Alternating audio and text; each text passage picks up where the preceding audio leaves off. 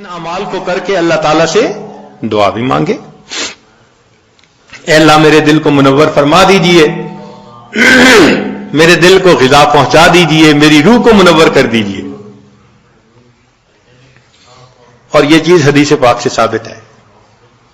نبی علیہ السلام جب فجر کی سنتیں ادا فرما کے مسجد میں تشریف لے جاتے تھے تو حدیث پاک میں ہے کہ راستے میں نبی علیہ السلام دعا مانگتے تھے، اللہم اجعل فی قلبی نورا وفی بصری نورا وفی سمعی نورا وفی وعن یمینی نورا وعن شمالی نورا ومن خلفی نورا ومن امامی نورا واجعل لی نورا، اللہ مجھے ہی نور بنا دے.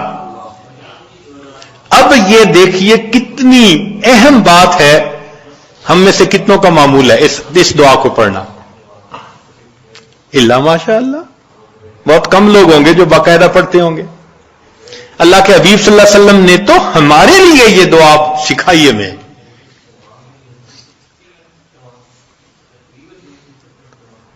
دنوں پہ دن گزر جاتے ہیں، مہینوں پہ مہینے، یہ دعا مانگی نہیں ہوتی. اللہ کے حبیب صلی اللہ علیہ وسلم دعا مانگ رہے ہیں، اللہم اجعلنی، اللہ مجھے ہی نور بنا دے.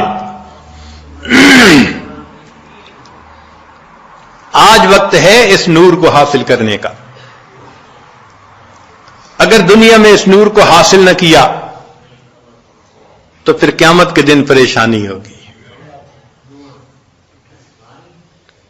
اس لیے جو نیک کام کرتا ہے، شریعت و سنت کی اتباع کرتا ہے، اللہ تعالیٰ کا قرب حاصل کرتا ہے تقوی کے ذریعے، تو فرمایا افمن کان میتن فاحییناہ، اور وہ جو مردہ تھا اس کو ہم نے زندہ کیا، وجعلنا لہ نور، اور اس کو ہم نے نور عطا کیا، یمشی بہ فی الناس، اس نور کو لے کے وہ انسانوں میں چلتا ہے اور دین کی دعوت کا کام کرتا ہے.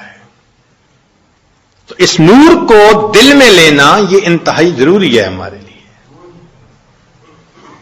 اور اس نور کو لینے کی جگہ فقط یہ دنیا ہے، اس کے بعد یہ نور نہیں مل سکے گا.